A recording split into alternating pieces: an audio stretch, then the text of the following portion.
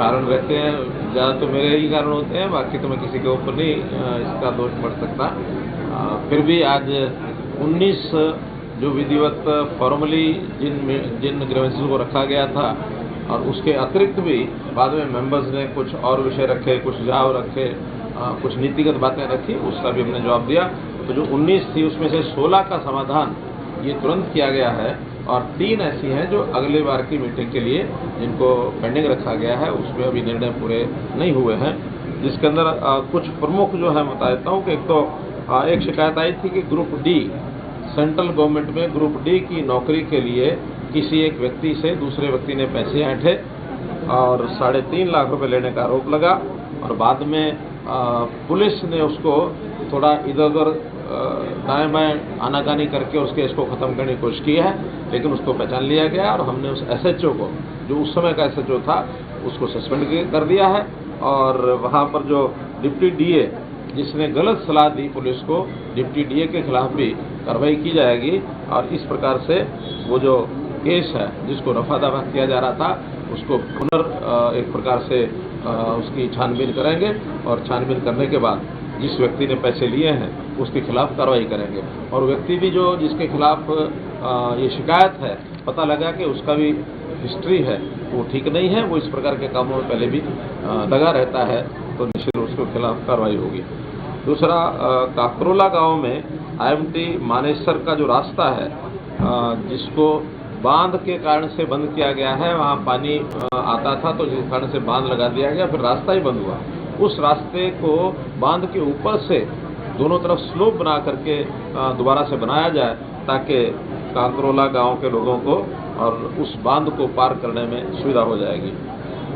एक शिकायत सेक्टर 23 की मार्केट, उसकी दुकानों के सामने लोग दुकानदारों की सहमति से ही रेडी फड़ी बहुत लगवा लेते हैं, उनसे किराया आदि लेते हैं और वहाँ न्यूसेंस भी होती है और सेक्टर वासियों की ये शिकायत थी, तो हमने उनको कहा कि अब हालांकि वो हटा दी गई हैं सारी रेडियाँ, लेकिन आगे से उन दुकानदारों को ही जिम्मेदार ठहराएंगे कि किसी के दुकान के सामने उसके आगे रेडी फड़ी इस प्रकार की कोई नहीं लगेगी ताकि लोगों को पार्किंग, लोगों को आना जाना वो बाधित न हो। ये कार्रवाई की है।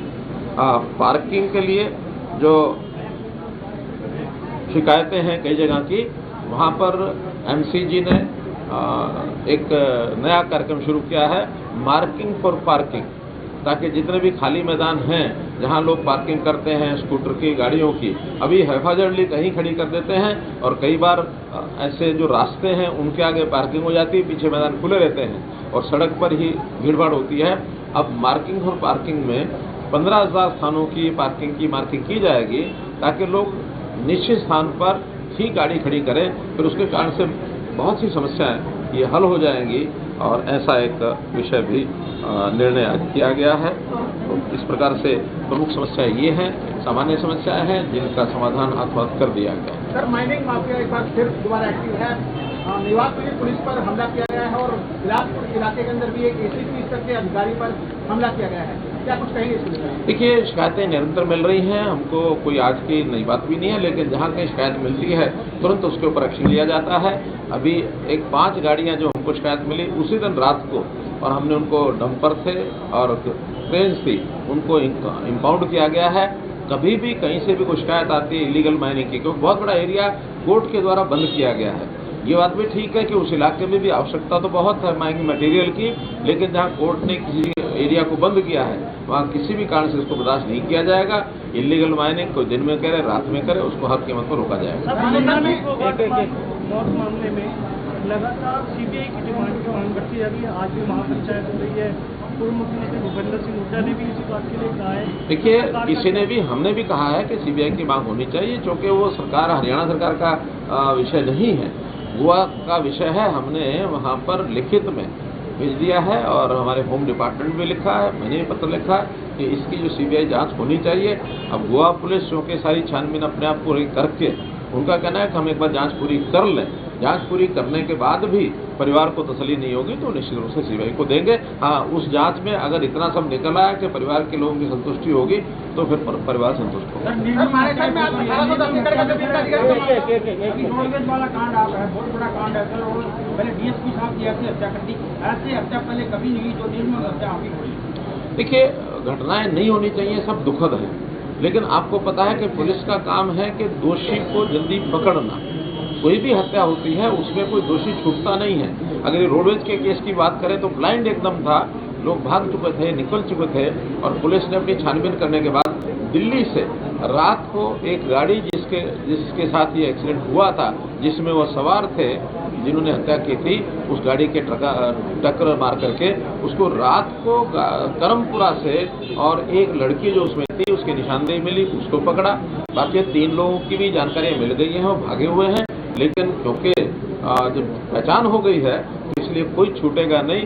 जैसे ही पुलिस के काबू में आएंगे सबको दंडित किया जाएगा।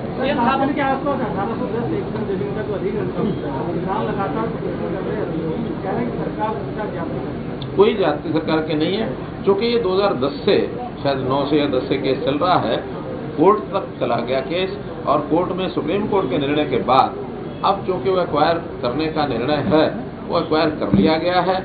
इतना ही अब भेद रह गया है कि रेट चूंकि 2010 के वो बहुत कम थे, और उन पर हमें भी लगता है कि आज के समय में उनको उसका और लाभ मिलना चाहिए।